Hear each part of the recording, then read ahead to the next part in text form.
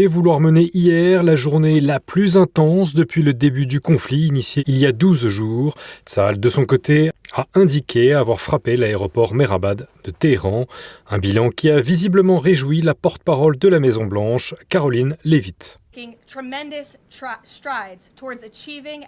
L'armée américaine fait d'énormes progrès vers la réalisation de nos objectifs militaires pour l'opération Epic Fury.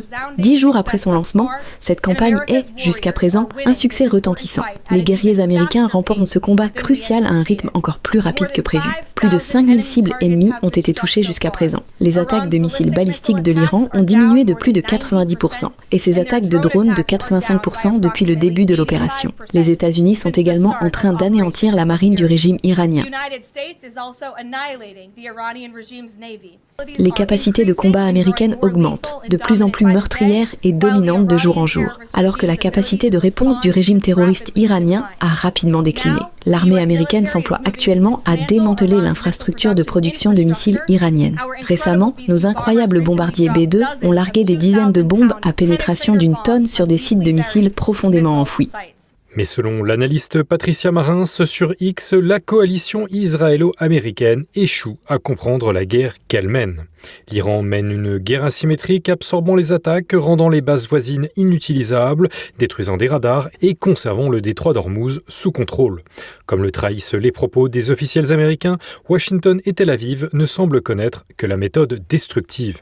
Les objectifs annoncés sont la fin du programme nucléaire et bien sûr des capacités balistiques iraniennes. Mais depuis 3 décennies, Téhéran a accumulé des missiles et conserve ses capacités intactes dans des silos camouflés. La marine n'a pas encore lancé le moindre drone naval. À cela s'ajoute une décentralisation de la chaîne de commandement par Téhéran, conscient que ses hauts dirigeants seraient des cibles prioritaires. Les commandants locaux disposeraient de listes de cibles préapprouvées et d'une autorité de lancement déléguée. Bien sûr, l'Iran souffre, des lanceurs sont détruits et 1300 civils auraient été tués selon les autorités iraniennes. Téhéran a néanmoins annoncé ce mercredi avoir aussi tiré des missiles Khorramshahr à longue portée vers Israël, mais aussi sur l'Arabie Saoudite, les Émirats, le Koweït et Bahreïn. Les interceptions sont nombreuses, mais des impacts ont été rapportés à Tel Aviv, dont les conséquences sont tenues secrètes par l'État hébreu.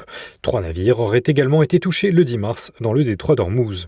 Mais surtout, le New York Times révélait hier que 17 bases américaines au Moyen-Orient avaient été endommagées par les frappes iraniennes, dont le radar de Manama au Bahreïn, d'une valeur d'1 milliard de dollars. 7 soldats américains ont été tués et 140 blessés, mais en réalité, ce sont les capacités logistiques et de communication américaines qui sont délibérément visées par les forces iraniennes, comme l'expliquait hier sur TVL Hervé Carès, ancien colonel de l'armée de terre et breveté de l'école de guerre. Je pense que les frappes iraniennes sur les installations militaires américaines dans les pays du Golfe, notamment les bases, posent un réel problème au plan logistique pour les Américains, puisque en fait ça insécurise leur capacité à utiliser les bases et notamment à ravitailler les avions qui décollent de ces bases et bien sûr à devoir protéger tous ces moyens. Les géants de la tech américaine sont aussi des cibles légitimes selon Téhéran, qui a déjà visé des centres de données d'Amazon à Bahreïn et aux Émirats la semaine passée.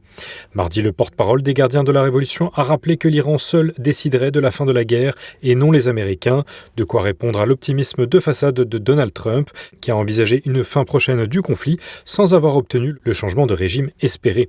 Les révélations de sources diplomatiques israéliennes ou américaines se multiplient dans la presse sur la volonté de Donald Trump de s'extraire de ce conflit. Sous pression en raison des causes hasardeuses du conflit, sous pression d'un calendrier tout aussi flou, le président peine à contrer les critiques à la suite de la frappe de missile Tomahawk du 28 février sur une école de jeunes filles, une erreur ayant causé 160 morts.